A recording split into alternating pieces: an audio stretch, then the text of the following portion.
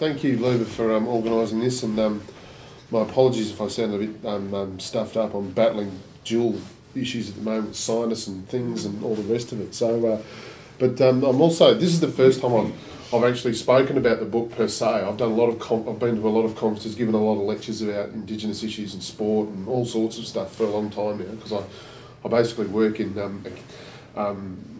at universities. I've spent a number of years studying, obviously, but also teaching and researching and that sort of stuff now. Currently I've got a research fellowship at Curtin Uni, so that's basically, all the stuff that I sort of do is all sort of tied into the same main theme. But obviously I'm here today to talk about the stuff that I did with Jimmy and Phil, which has come about obviously with the book and obviously the play.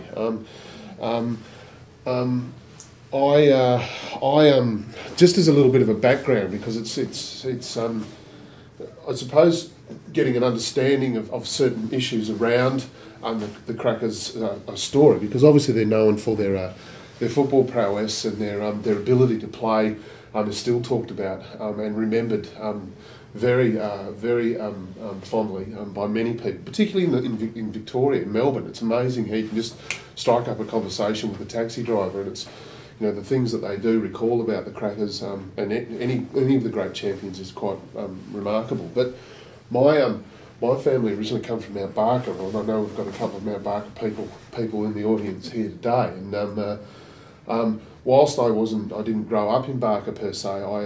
My father worked for Elders, so we moved around a lot. Every 3 or 4 years, we'd sort of hop in the car and go to another town. But we would always, as kids, go back to Mount Barker for holidays, and I have the fondest memories of being there with my grandparents, Molly and Bill, and going out to the Prongerups and heading down to Albany, and we ended up living in Albany for 4 years. So you go back more regularly. So that was also a really important thing, and because you go back down to Barker.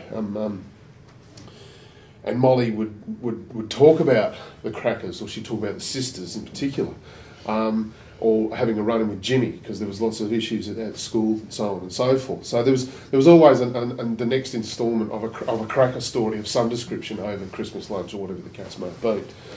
I was a Claremont supporter. My dad made me a Claremont supporter, I suppose, growing up.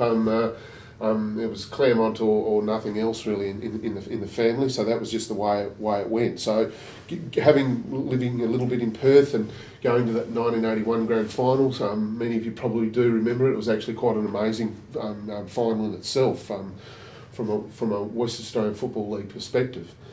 So, like, going along to the games and engaging with those sorts of things was also an incredible thing. But to go back even further with regards to the North Mount Barker Footy Club is where my dad and his dad and old Eric Cracker, Jimmy and Phil's dad, played, and obviously Jimmy and Phil played at North Mount Barker too, and I played some years with North Mount Barker also. So there's all these sorts of connections, all these convergences, if you like, in terms of those things. Another one was having worked in shearing teams prior to going back to do a study and to get a degree. I was a wool classer for about 6 years, so I did a lot of work in shearing teams, and that's where you'd bump into old Eric because he was a shearer, so on and so forth. So there's all these sorts of tie-ins. Then going back to do my to do study in 1993, I ended up doing a degree in Indigenous Studies, or Aboriginal and Torres Strait Islander Studies as it was called, and communications, just down the road here at Murdoch. I still don't know. People say, well, why as a white fella, why as a Wodgula have you done that? Did you do that? And I still really don't know. It's a mystery. I suppose because I had taken that year off in 1992 to do more study, I was reading more widely than I perhaps would have done normally. And there was just, I don't know, there was something there that it was an interest, a general curiosity. So one thing led to another. Before I knew it, I was doing a project on the Crackers, a PhD on the Crackers, and I'll read up stuff with regards to that in a minute.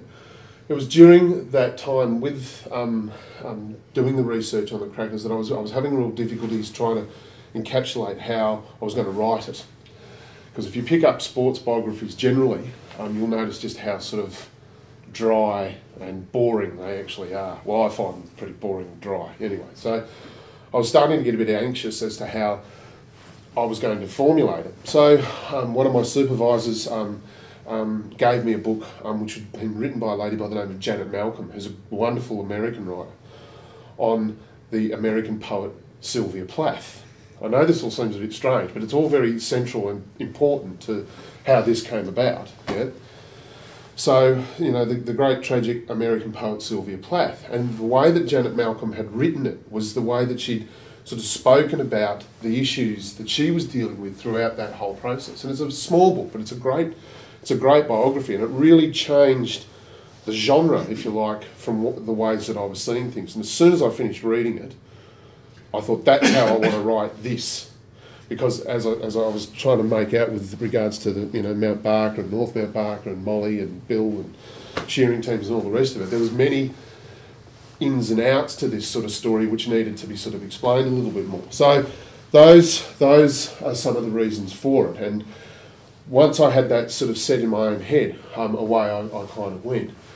Obviously, it started off as a PhD, and then it got picked up, luckily, by a publisher, Allen and Unwin, and was turned into a book. And the reason, I've given lots of lectures, I've spoken to a lot of footy clubs, AFL clubs, the AFL Players Association, and done a lot of work with them. And I normally start off with these two slides, and the reason for that is I'm very proud of what I've been able to do here.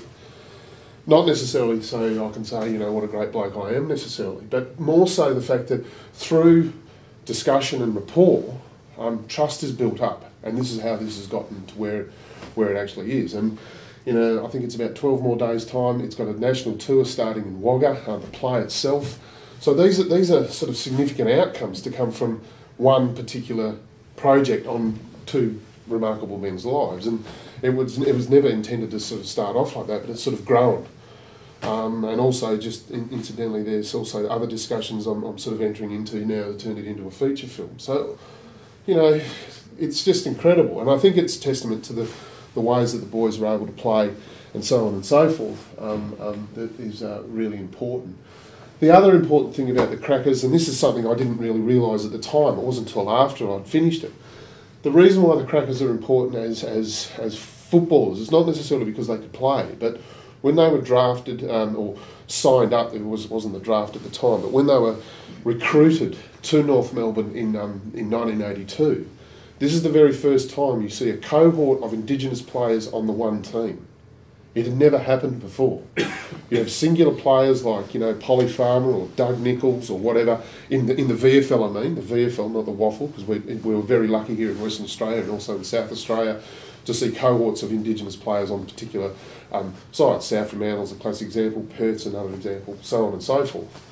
But this is the first time you see this happen in the history of the VFL, now AFL. And that's what. And today we don't think much about it. Like, you have significant cohorts of, you know, great players on any given list of the AFL. But the Crackers are the beginning of that, and that's the reason why they're important. And they change the ways that recruitment is viewed by the Victorian recruiters, and obviously the reasons why the game is so strong today in many respects. I'm just going to read a couple of sort of sections out of the book as a means to kind of get a sense of what it is that I'm sort of talking about, and we'll just go from there, okay? And I'm mindful of the time also. So I'm just basically going to talk about how I came from the beginning of the project and how it sort of progressed from there. Arriving at the State Library, I made my way to the newspaper archives. I found a reel of microfilm and tentatively scrolled toward the sports pages of a June 1981 edition of the West Australian, as this was Claremont's premiership year. I emerged from the library hours later, feeling like a prospector that had just found Lassiter's Reef. Perhaps it was reading over the old game reports and seeing the old photographs, but on the train home I knew I had made a connection. I knew that if the Krakouer family would give me the opportunity to write about them, I could fuse my interest in football and Indigenous issues by using Jim, Philip and Eric, that's the father, Eric's stories as the subjects for analysis. So the next step, the most vital one, would be trying to get permission from the Krakouer men, knowing that if they did not get permission from all of them, that no project would eventuate. In September 1999, I decided to head to Mount Barker, and through a friend, Bruce Wright, some of you from Mount Barker, you know who the Wright family is, I organised a time to meet Eric at his home. It was a Sunday morning and coincided with the local competition's grand final between Mount Barker and one of the Albany teams, Royals. For many reasons, I was very concerned that Eric would say no to me, and months of preliminary research would amount to a nostalgic trip down memory lane. What would Eric Krakouer want with some nosy wadula poking around in his business, a person he'd only spent a few days with a few years ago in a shearing shed? After I arrived at Eric's home, he led me out to his backyard. We sat down and I slowly, nervously started talking about the contribution that I believe Jim and Philip had made to football. I said to Eric I believed that this story, his story, was a relevant one and it needed to be told. I reached into my bag and I'd showed him a few articles I had come across in the library to prove I was serious. All the time he seemed to be contemplating something else and was looking over to where his roo dogs were. After about 20 minutes I stopped rambling and mentally crossed my fingers. There was a brief silence as Eric looked over to his dogs again. He then turned to me and with the slightest nod of his head he softly said, "Yeah matey, you do what you got to do." After much animated shaking of Eric's hand, I was at the top of the driveway and about to leave. I told him that I wanted to contact him later to get Philip's details when he said, "Philip will be there today." I was a bit confused and replied nervously, "What? At the grand final today?" Eric nodded. "I'll see you down there and I'll introduce you." As I arrived at the game, I kept my eyes peeled for Eric and Philip. I could see neither of them and proceeded to get anxious. Maybe Eric had told Philip and I would be... Maybe Eric had told Philip I would be there and he got cold feet. Eventually I spotted Eric, surrounded by a few of his daughters and a host of grandchildren, smiling from ear to ear. I walked up to Eric to let him know I was there. He guided me through the crowd and there, with 4 or 5 other Noongars, was Philip. He had been sitting almost directly behind me where I had been standing, and I had not recognised him because he'd had a cap on, his hair was virtually down to the middle of his back, and he'd also filled out from his playing days. Eric introduced us and I told Philip what I'd told Eric. He didn't say much, nodded, thanked me and wrote his phone number down. I didn't see Philip much more that day, but the word quickly spread that he was there, adding, I thought, to the excitement of the match. My first meeting with Jim Krakouer was a very different one from the first meeting with Philip. Jim was 4 years into a 16-year stretch for drug trafficking, so I had to go where he was imprisoned, at Krakouer Prison. Jim didn't know me from Adam, and my research would live or die depending on what he said to me that day. At Krakouer Maximum Security Prison, I showed my ID, filled in the ID form, placed my keys, watch, sunglasses and money in the locker, and stood outside the front office with a posse of chain smokers. We were led over to the main prison by a guard who checked our ID again before we were taken through and into the inside. Everything was clean and ordered, and as I sat in the reception area of the Krakouer, there can be no denying it felt strange. I'd never been inside a prison before. Obviously the space itself was controlled, but the mood was very different to anything I'd ever experienced. On reflection, I can only put this down to the metaphysical energy of the place, which, like the inmates, was trapped. Strangely, despite my surroundings and the weird cocktail of deep-seated desperation and fleeting gladness, I did not feel unsafe. I would come to notice many things about Jim Krakouer's appearance over the 4 years that I got to know him. I asked him questions about his life in Krakouer, Riverbank, Acacia and finally Carnot Prison Farm. I would try and interpret his facial reactions, and I could never be quite sure what he was thinking, except to say that I never felt threatened by him. As our interviews developed, I began to notice Jim's hands. His fingers in particular, handsome and straight like those of someone who plays a musical instrument. Perhaps it was because Jim and Philip were one-touch footballers, which ensured that his fingers were not maimed from sodden, unruly footballs, mistiming or lapses in concentration. "So bro," Jim said quietly after I'd finished warbling at our first meeting, "what's this PhD?" I explained to him what a doctorate was and how I wanted to do one to tell his and Philip's story. I explained that by telling their story I thought I could engage with a wide range of Indigenous issues and themes.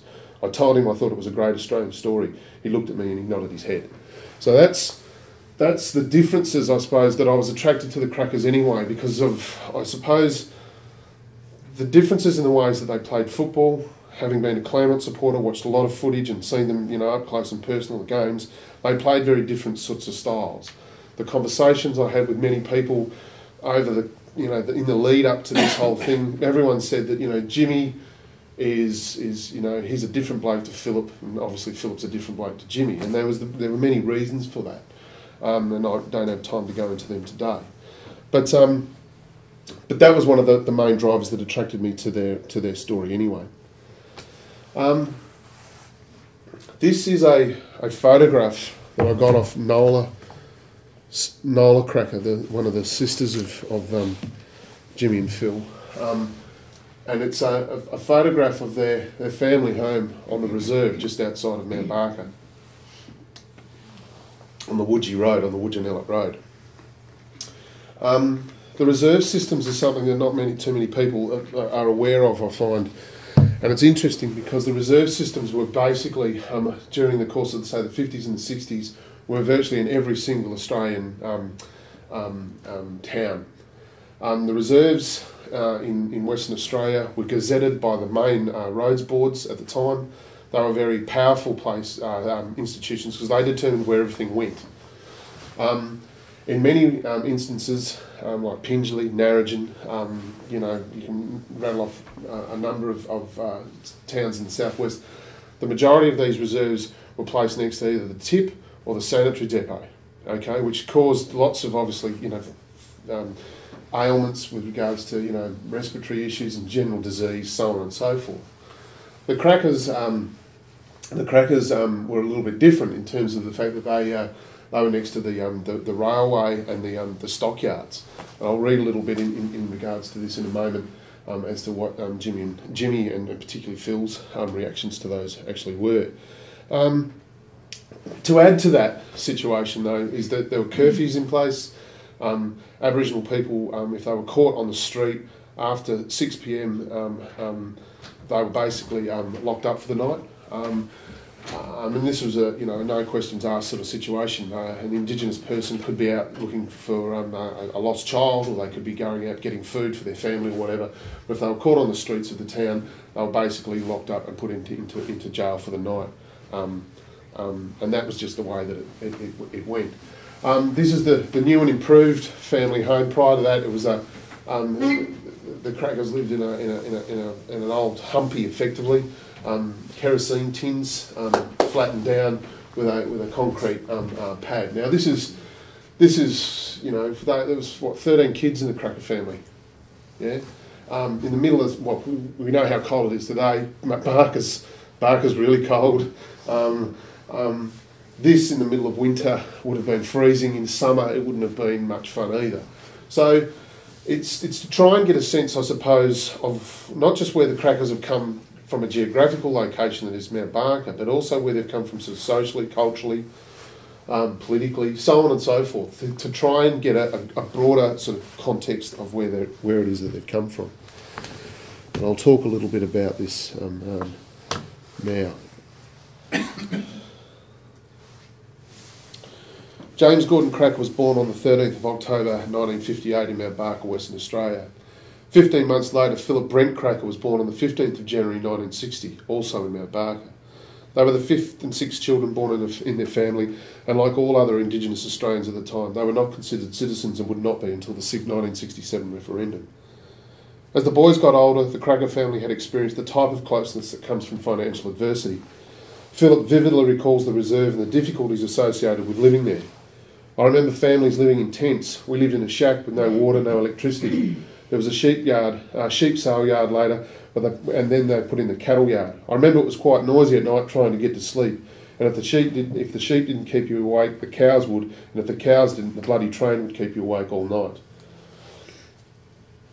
So it gives you a sort of, I suppose, a sense of what it was like growing up. The reserve was called Hollywood by the local Noongars down there. There was lots of families, Kickets, Colwungs, Krakouers, obviously, Millers. So there was a big mob of them that all lived in the same sort of space, just outside of town. Nola Krakouer also gave me this photograph to use, and it's a great one because knowing people like Alan Ballantyne and Harry Reeves, who are stalwarts of the club in many respects, and having played a lot of football with Alan's son Dale, who was a Claremont player also, it really sort of ties a lot of things in, makes it very personalised. Obviously here's Philip down here, and here's Jimmy here, the North Mount Barker Footy Club. So Yes, it's when Nola gave me this photograph, I was really pleased because it really sort of tied a lot of things in, and I was glad I was able to use it. 41, 42. The first murmurings about the Krakouer Brothers and their skill began to emerge in 1971 with a half-page report in the Albany Advertiser detailing the Great Southern Nippers Football Carnival. Both Jim and Philip played for the North Mount Barker Football Club in their age group and won their respective grand finals, and Philip and Jim received Best and Fairest awards. It was Jim's contribution to the under-14s grand final that stood out. The grand final between North Mount Barker and Albany Red was a sizzler and the best of the carnival. North got away to a flying start, kicking 4 goals in the first quarter with the diminutive Krakouer, a great player for the Young Demons. The first time both Jim and Philip were mentioned in the same article for their on-field contribution was in a Nippers Derby Grand Final in 1971. North Mount Barker were convincing winners over South Mount Barker, with the final scores being 15 goals 8 to 1-1.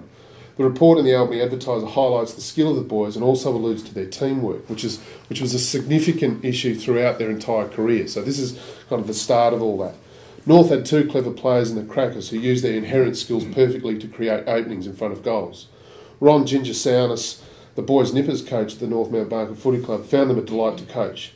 And I quote, "They were very unselfish players, the both of them, but Jimmy could win matches off his own boot as a junior footballer. I think the greatest thing was that when they what they did with the ball when they got it." Jim and Philip's Colts coach, Alan Ballantyne, once again this fella here, reiterates these sentiments. There was nothing you could teach them as far as ability or skills were concerned. 16-year-olds don't take marks like that. But Jimmy took some screamers. So did Philip. But the basics of football, you couldn't teach them. As a former junior teammate, Wayne Hammond alludes, the Krakouer Brothers' understanding of each other and the team ethic. Not being a runner, and this is Wayne himself, not being a runner, I'd get stuck at full forward and Jimmy or Philip would change in the forward pocket. They would give probably 3 or 4 goals away, and then they would say, "Rightio, Wayne, it's your turn now."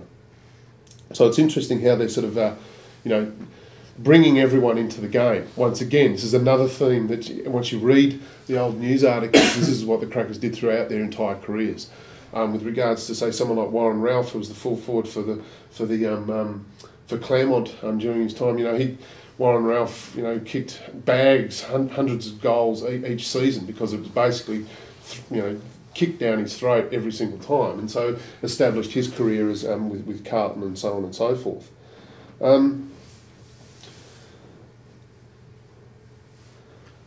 It's. I think of what is also interesting is the way that Philip in particular had a very highly unorthodox left foot kicking style, and it was like a jam down style. If you saw it today, they'd probably try and coach it out of a player. But it was Philip's way of kicking which really stood out. But it was so deadly and so accurate that it was never tried to be recorrected.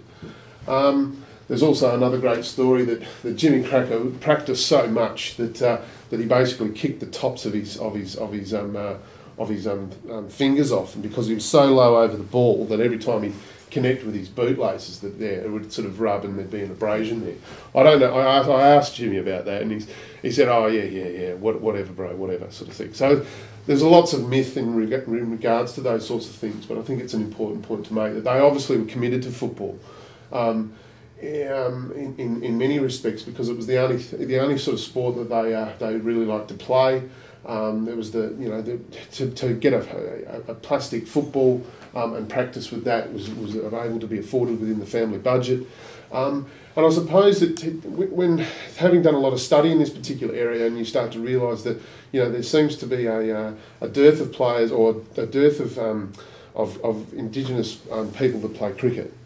There's only been one Indigenous player who identifies in Jason Gillespie at senior test level. And you start to ask yourself, why is this the case? Aboriginal people play many different sorts of sports, but cricket seems to be one of those areas that they don't seem to be going through to. And a lot of that comes down to simple economics. It costs a lot to actually get cricket gear, creams and all that sort of stuff. Whereas with football, all you need is a football. That is all you need. And a lot of people talked about this notion of cracker magic, and I'll talk a little bit about that in a while, this notion of cracker magic, and being an inherent sort of biological thing, you know, that Indigenous players have it. And, you know, I kind of don't lean that way simply because with regards to the crackers in particular, they've grown up since the time that they could walk, kicking a football to one another. So after a while, you start to work out the rhythms and the abilities of the person that you're playing with. And talking to Jimmy and Phil about, you know, about their abilities, and you'd say, well, what is this thing that they call cracker magic, Jimmy? And he goes, well, it's just confidence. I knew exactly where Philip was going to be, and he knew exactly what I was going to do, given that type of thing that was happening. And they just sort of set it up. That's how it was. And it's just interesting to hear them sort of articulate those sorts of things with regards to how they grew up playing football in particular. They did play other sports, but it was really football that really kind of engaged them. This is obviously a cartoon, a caricature of Jimmy and Phil when they first sort of started to make it really big in Victoria. And once again, this is, and I'll keep emphasising, but it's an important point. When they first came to Victoria, the Melbourne football media had never seen this type of play before.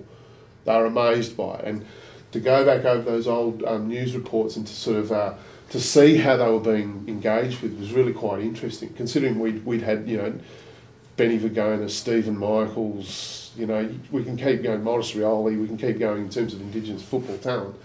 Here for a while, but this is the first time they saw them, and the ways that they were combining on the field was really quite amazing. And I'll talk a little bit about that.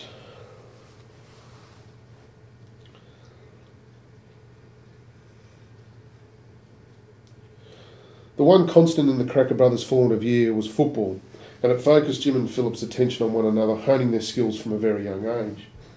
It would be this continual focus that enabled them to develop their style of play, which made them stand out. There was a special understanding spoken about in terms of their telekinesis or synergy, so much so that the Melbourne football journalists come to dub both Philip and Jim sonar and radar. This is a direct example of that, yeah? And it goes on.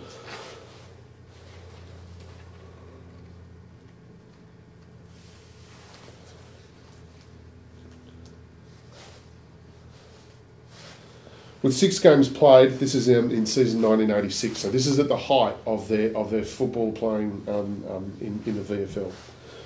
With 6 games played, North Melbourne was starting to find the momentum and confidence that had been lacking in earlier games. The press said North has a blend of experience and youthful enthusiasm in its process of rebuilding. This blend was put to the test in round 7 when North was set to take on Essendon, who were sitting on top of the ladder. For Kennedy, as in John Kennedy, the great John Kennedy, for John Kennedy, who espoused the team game above everything else, North's performance against Essendon must have been a joy to witness, as they had a winner in virtually every single department. Given his ethos, it was Kennedy's response to a post-match conference to a specific question regarding Jim and Philip's form that surprised many. When John Kennedy was asked to explain the improved form of the season for the Magic Makers, there's that term again, James and Philip Krakouer, the North coach, found his answer in the sacred tracks of socialism. As Lennon or Marx said, from each according to his ability. So they are brilliant, they will do brilliant things. Yeah. This was a ringing endorsement from Kennedy, who recognised the pressure that Jim and Philip had faced. Jim, at that point, at the start of that season, had been done for penetration of a minor and basically been told not to enter 4 different suburbs within Melbourne. So it started off badly, the season for Jimmy. Jim's influence was also starting to be recognised. Perhaps the best gauge of this was of his status was in the Age newspaper's prestigious Player of the Year award. With nearly half the season played, the award was hotly contested with Gary Ablett Sr., Terry Wallace, Peter Morwood, Tim Watson and Jim. Around this time, the media started to deal differently with the Crackers. Indeed, Indigenous footballers' contributions were being written about in a way that did not simply dwell on their exoticism or novelty, and this to some degree could be put down to the Crackers' influence on the game at the time. For example, apart from Fitzroy's Sir Doug Nicholls and Essendon's Norm MacDonald, Victoria has been bereft of top black footballers. Rioli is perhaps the most elegant player in the game and plays a fairly classical game. The Crackers seem to have a more magical or lateral approach, but it's in the imagination, the understanding of possible futures that the Crackers stand out. So why did the Crackers in football terms stand out? On the surface there appeared to be this ability to work with each other in a seamless way, confounding but heightening people's appreciation of the game. Everyone I spoke to mentioned Jim and Philip's ability to find one another by using the ball effectively in very congested and fast passages of play.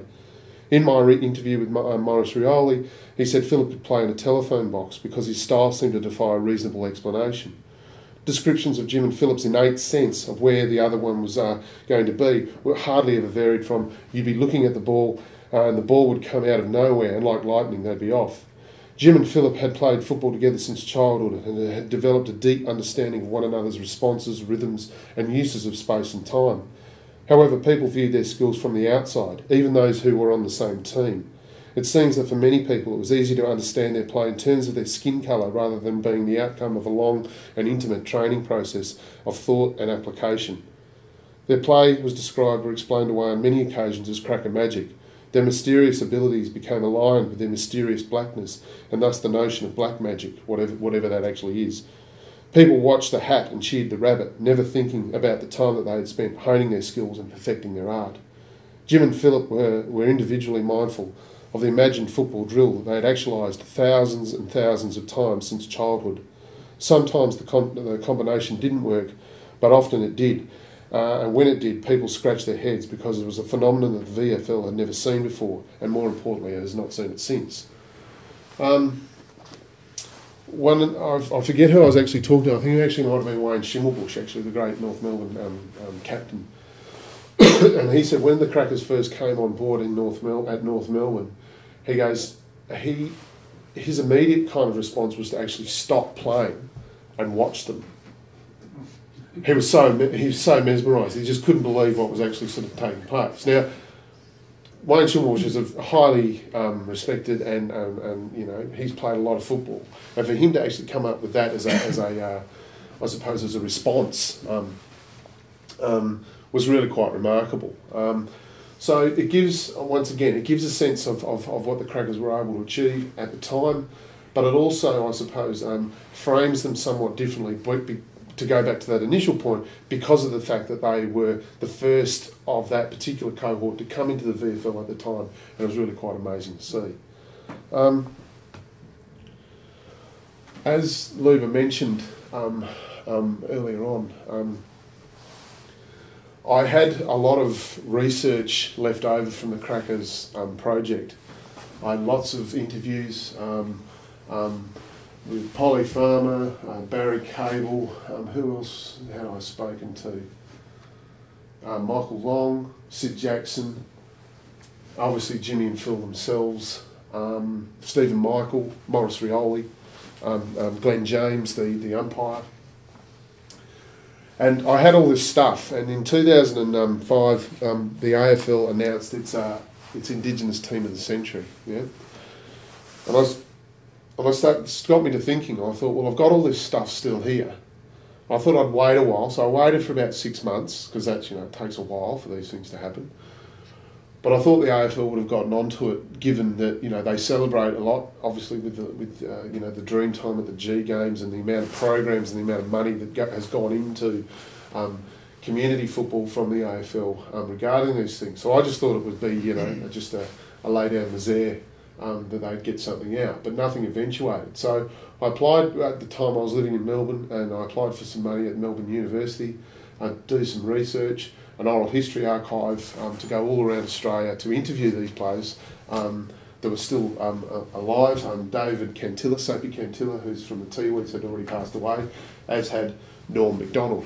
And so there was two players that obviously I couldn't interview, but I thought, well, this is a great opportunity to be able to sort of use what I've got left over, but also to engage with some of these themes and issues that I'd already looked at previously with the stuff on Jimmy and Phil, and to actually sort of get a sense of the contribution that Indigenous players have made to the game. And yeah, so I did that, spent all summer writing it up, and sent it off to a publisher. They didn't like it, or they liked it, but they wanted me to sort of take out all the kind of the hard stuff. Let's just put it that way, right? And I said, oh, well, look, I don't think I'm going to do that. Because you can't talk about someone like, where is he?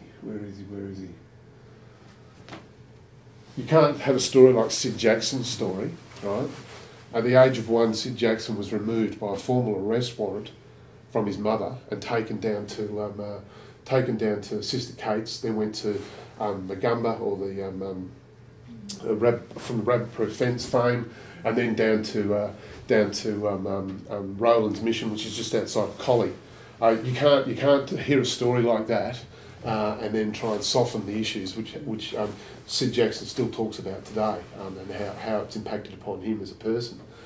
So then I sent it off to a lady by the name of Rhonda Black at ASP, Aboriginal Studies Press, which is the publishing arm of IATSIS in Canberra, which is one of the Australian Institute for Aboriginal and Torres Strait Islander Studies in Canberra. They really liked it, and they said, we really want to do this. And I went, oh, good, So as Luba correctly pointed out, in the middle of next month, I've got another book coming out, which once again it scaffolds on from the stuff I've done with Jimmy and Phil, and we'll talk about a whole range of issues that these wonderful players that have contributed to the game over time, because that's the front sleeve. The back sleeve's got Morris Rioli, Glenn James, Jimmy, Stephen Michael, and there's another one I've just forgotten. I think it might be Peter Burgoyne. Yeah, it might be Peter Burgoyne from Port Adelaide.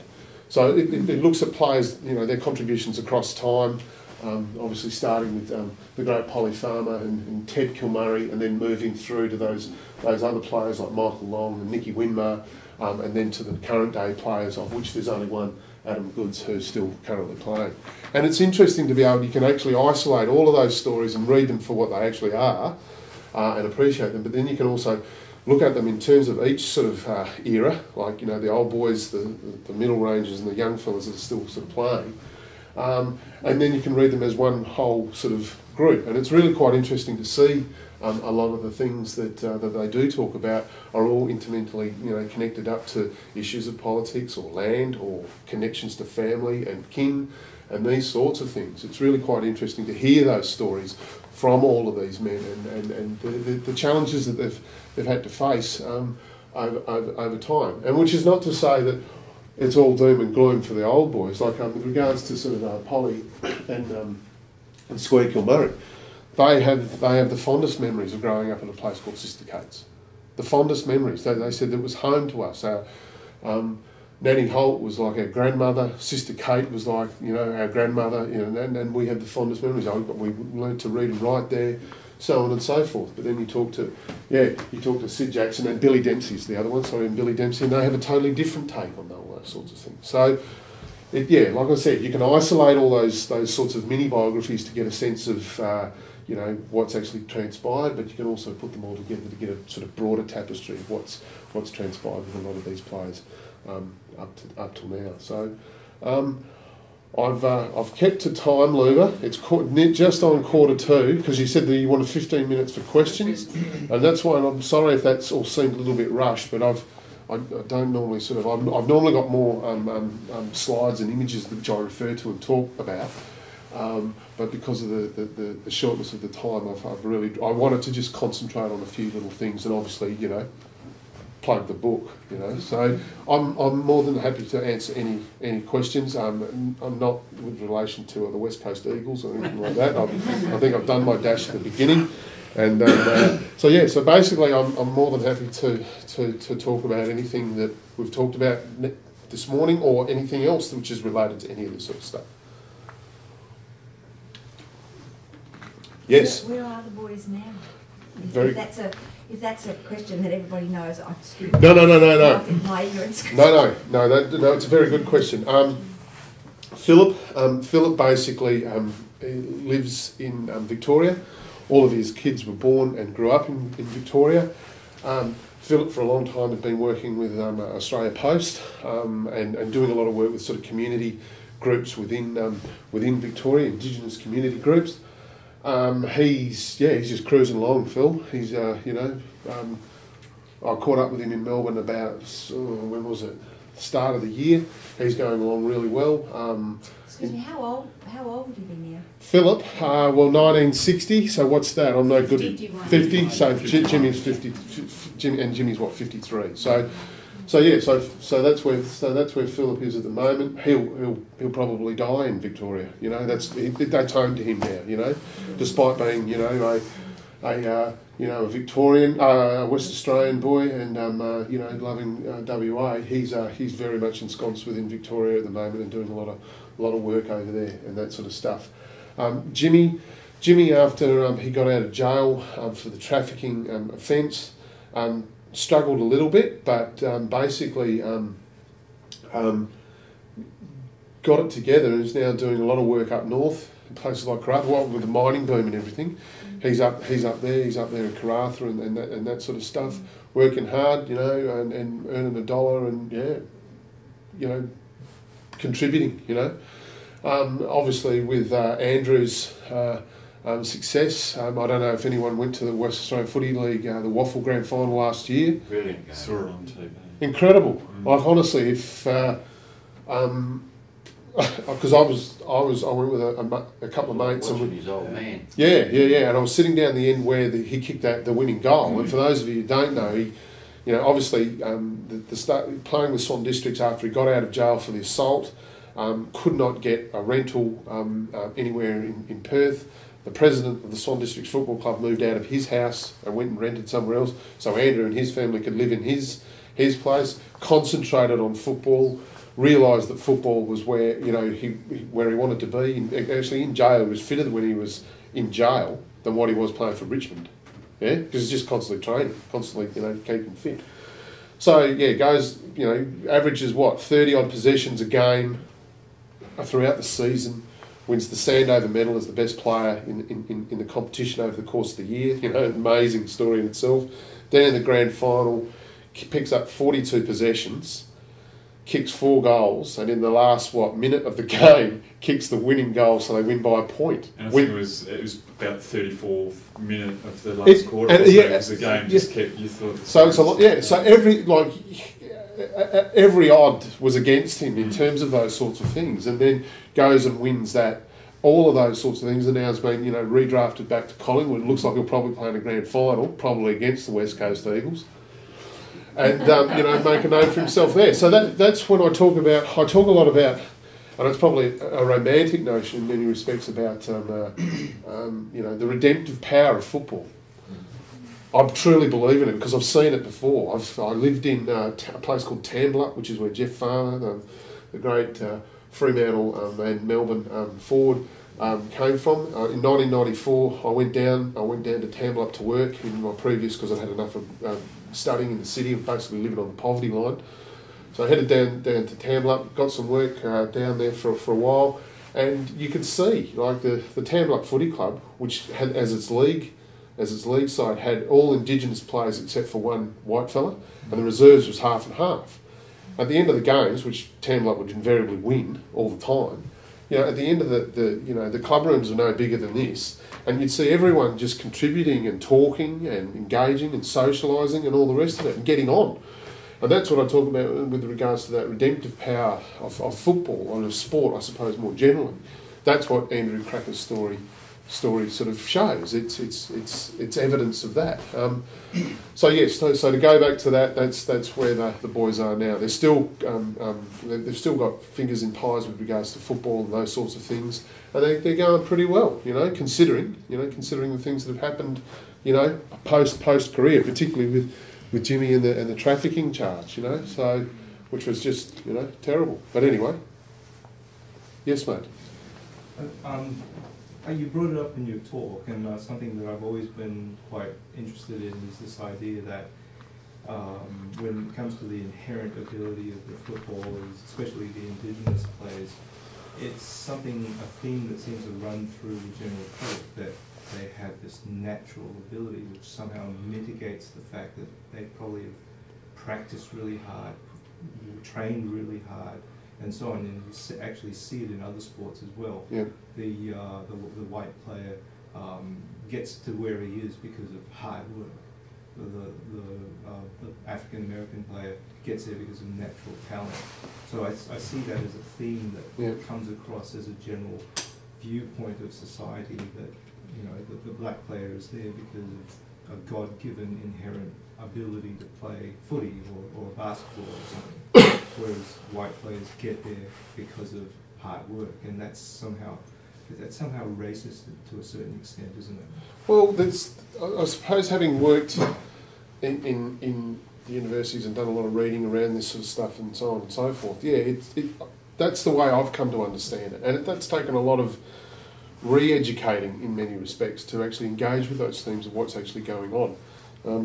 Pardon me, there was a great book by an American academic called John Hoberman who wrote a book called Darwin's Athletes, and there was lots of discussion about black and African American runners and that in particular, and there was this theme or idea which was there for a long time about the fact that the reasons why they were so quick or were able to jump higher than the white people was because they had extra, a longer muscle in their leg, or they had a floating rib, and all these sorts of things. So they were different in a physiological sense.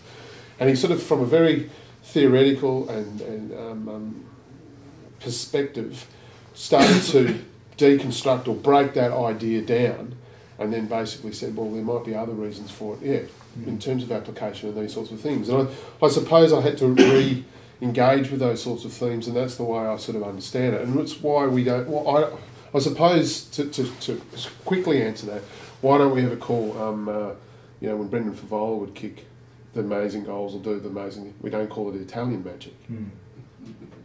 Exactly. Yes, Peter Dacos was called the Macedonian Marvel or whatever, but we don't when we it's not done in the it's not done in the same way, and you think, well, why? Okay, which is not to say that Aboriginal players play the same way as white players. I think they play differently in some respect, but I think it's because of the intimacy that they have with the football and with other players. Who, once again, to go back to the issues with Jimmy and Phil, that's, I think, the reasons why they did the things that they did is because they were so intimate with that thing and with one another. That's the reasons why they did what they did.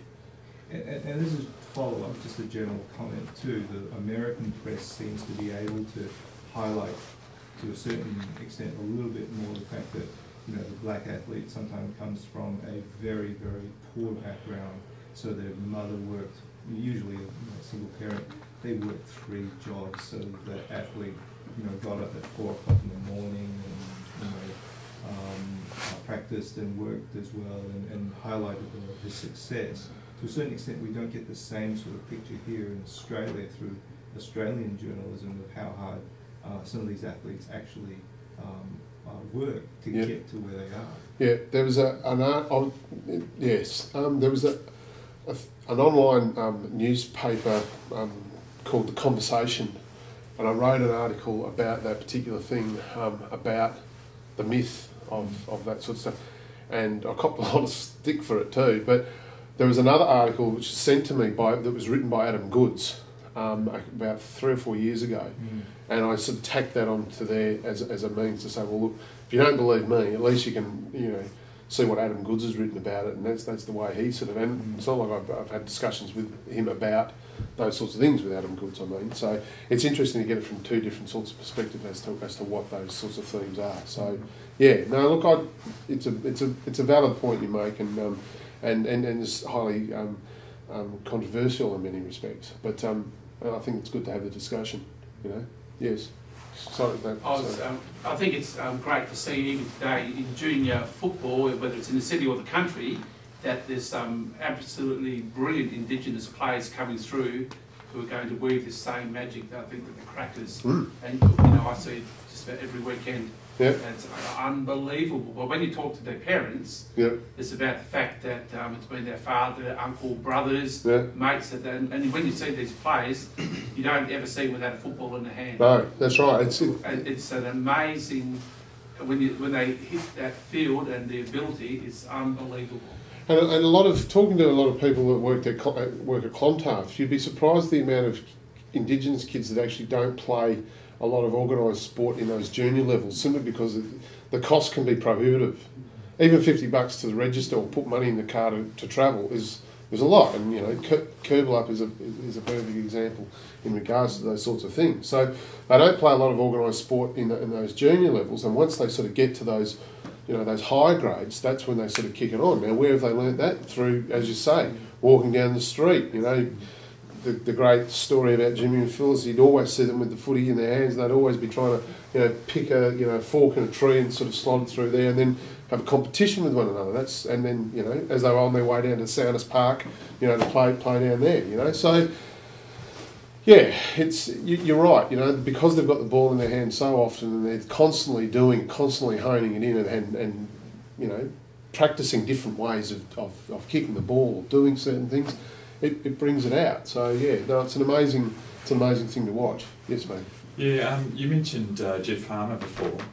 He's not in that team of the century. Do you think he's been a bit maligned? I mean, I think he probably kicked the most goals. He probably almost played the most games. Yeah, no, probably. He's definitely the highest Indigenous goal kicker of all time. Andrew McLeod is the highest. And who's this? I think the second one after that is I think it might be Michael O'Loughlin. But anyway, look, they're always very vexed things. When teams of the century are always very vexed things because what's the criteria? Who's making who's making the determination? What are their vested interests, so on and so forth. Like when they did the North Melbourne team of the century, Jimmy was left out because he was in jail at the time.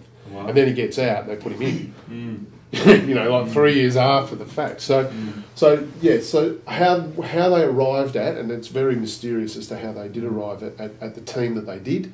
And Jeffrey Farmer, if you go onto like those sites like Dockerland and all the rest of it, they always talk about why didn't Jeffrey, if he's the highest goal kicker, and that's what a lot of Indigenous players are known for, being really sort of potent. Offensive forwards, Jeffrey Farmer would have been a walk-up start, but maybe it was off-field issues that sort of stopped that from actually happening. Yeah, so yes, it's an interesting point that you bring up. So yes, Jim. You say about Jim and Phil being the first cohort of Indigenous players to join the VFL. What do you think about the new players that are coming from Africa, from those war-torn countries that are now joining the Waffle League? Yeah, look. Do you think that's going to affect the game? Look, I think it's going to be great. I think it's a fantastic thing, and that goes back to that point I made about the redemptive power of sport and football in particular. That you've got this opportunity that these players, whether it's Nick Natanui or Majak Dor or Basha Hooli or whatever the case may be, that they actually can come into and play this particular game. And that I suppose is an overarching theme about football anyway, is that it's the great includer, it's the great incorporator of people. And that's why you've got people like Aaron Sandlands or Dean Cox, all the way down to the shortest, stubbiest sort of little players like Lee Matthews and so on and so forth. I think with regards to players coming from Africa or Fiji or whatever, I think that's a great thing, and I think it can only benefit the competition more broadly, not just in terms of the playing thing, but all those multicultural sort of issues that sort of play out on a club on a day-to-day basis. Being more aware, like for argument's sake, Basha Hooli, who played for Essendon and now playing for Richmond, practising Muslim. He needs a prayer mat in terms of to practice his faith. That's part of the ethos and the rules within the AFL themselves. To support these sorts of things. So when he has to pray, he prays. He goes off to his mat and he doesn't. I think that can only be a good thing. Yeah. Yes. Sorry, just to follow up on this gentleman's point, which was a brilliant comment.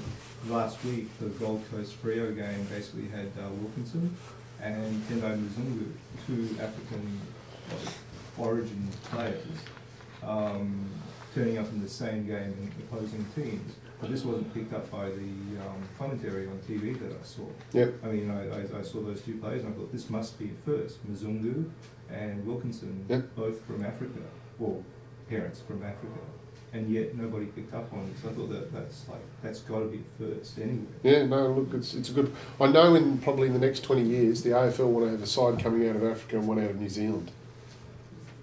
So that you can see how aggressive they've been in terms of getting clubs up to, to the Gold Coast, and another one in Sydney, which is starting next year. So they're thinking ahead in terms of what they need to do with regards to those things. Whether or not it comes off, I don't know, but that's their plan. That's what they want to do.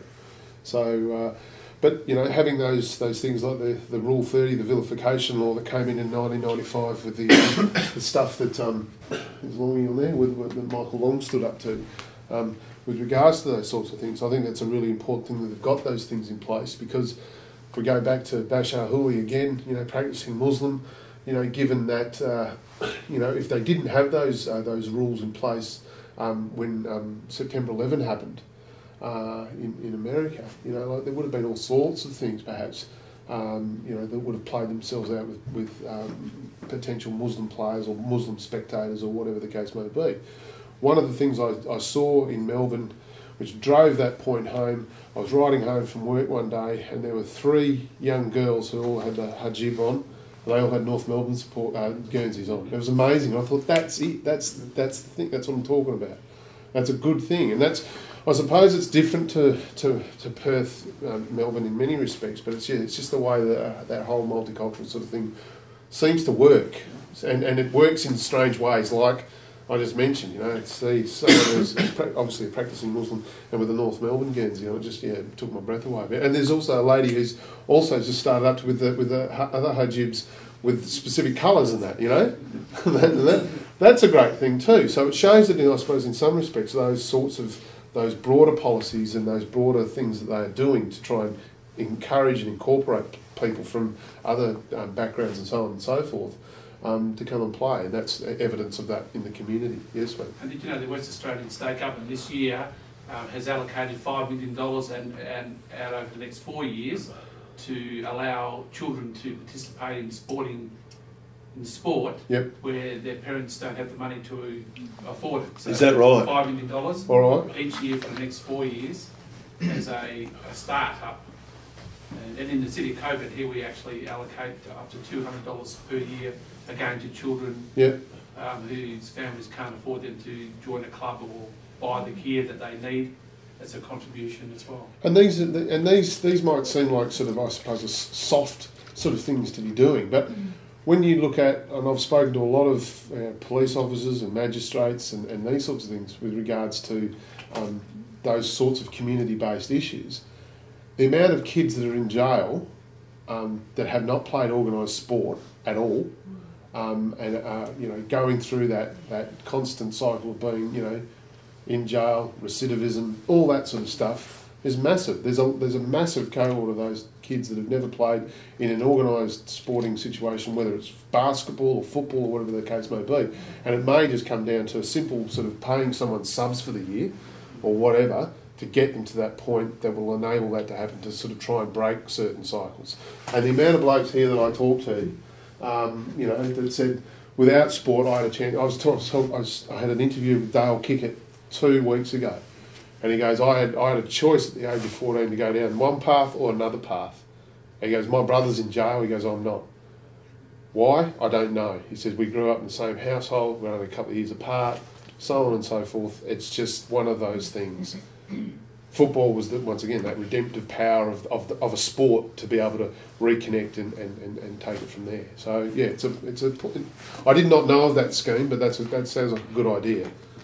And also, I think a lot of people are not aware that in both the city and the country, across Australia, police officers actually are a very important part. They're actually coaching supports within different football clubs and other sporting clubs with that same idea of engaging, connecting with the young people, to try and establish them in a sporting discipline that they can enjoy. It may not be champions, but they can at least enjoy and keep them on the right track.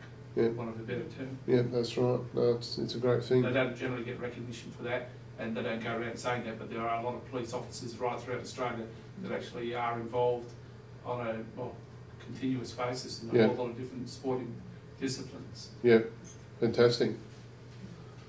One more? Sorry, no.